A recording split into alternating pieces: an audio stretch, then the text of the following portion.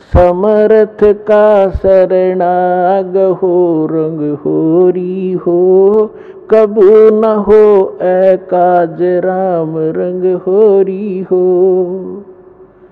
समर्थ का शरणाग हो, यानी उस समर्थ की शरण में आओ, तब तुम्हारे घर में सदा खुशी बनी रहेगी या होरी बनी रहेगी। और कभू ना हो अकाज राम रंग होरी हो, कभी अकाज नहीं होगा, कोई आपके घर में दुर्घटना नहीं हो सकती। देखो, कर्म के संस्कार आपका प्रेशर जरूर डालेंगे। जैसे आपने भक्तों के अनुभव सुने, कैसे कैसे जुल्म ढाने चाहे काल संस्कार ने, और परमात्मा ने हट एक तरफ 2 सेकंड में टाल दिए सारे। तो जब तक आप परमात्मा की मर्यादा में रहोगे, कबीर भगवान की में आपको पूरा साथ देगा। यदि आपने मर्यादा भंग कर दी, आपने कोई परमात्मा का नियम तो भंग कर दिया, तो उस समय काल का दाव लग सकता आपके ऊपर। और अन्य भक्त ये सोच रहे होंगे कि ये दीक्षित था, इसके साथ ऐसी घटना क्यों घट गई। तो पुण्यात्माओं, इसके साथ साथ आपको बहुत सावधान किया जाता है कि देखो, कुछ भक्त ऐसे होते हैं, दीक्षा ले रखी है, मर्यादा भी तोड़ रखी है, फिर भी सुखी महसूस होते हैं। अभी उसका कोई भाग्य का ऐसा दुष्कर्म नहीं है जो उसको चोट मारने वाला है।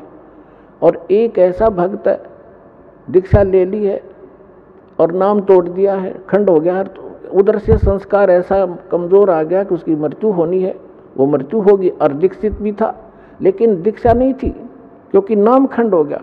पावर काम तब तक करेगी बिजली आपके घर पर जब तक आपका कनेक्शन जुड़ा रहेगा। जिस दिन कनेक्शन कट गया, किसी भी कारण से कट जाता है, तो पावर का काम नहीं हो रहा आपके घर पे। उसके लिए परमात्मा कहते हैं कबीर साहब, जब लग हंसा हमारी आना, काल लगे ना तेरा बाना। कि जब तक ये प्यारी आत्मा मेरी मर्यादा में रहेगी, काल तेरा अटैक नहीं हो सकता। और जब हम मर्यादा तोड़ देंगे तो पुण्यात्माओं, फिर काल ही काल है सब जगह, पूरा संसार। हम परमात्मा की शरण में आने के बाद ऐसा समझ लो जैसे समुद्री जहाज में बैठ गए और उस जहाज से नीचे उतरे तो डूबेंगे। कहीं उतर लो, किसी साइड से गिर लो नीचे। तो जब तक आप इस परमात्मा की मर्यादा में रहोगे, आपके ऊपर कोई दिक्कत नहीं आएगी। दूसरी बात ये होती है, परमात्मा जो भी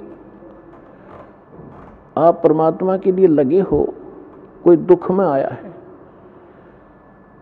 यहाँ दुख तो आपको फ्री ऑफ कॉस्ट, यानी रूंगे में आपको लाभ दिया जाएगा। ये हमारा यहाँ का मेन उद्देश्य नहीं है कि आपको ये सुख दें, लड़का दें, लड़की दें, कोठी दें, बंगले, और कोई कष्ट संकट है, कोई 3 ताप से पीड़ित हो है।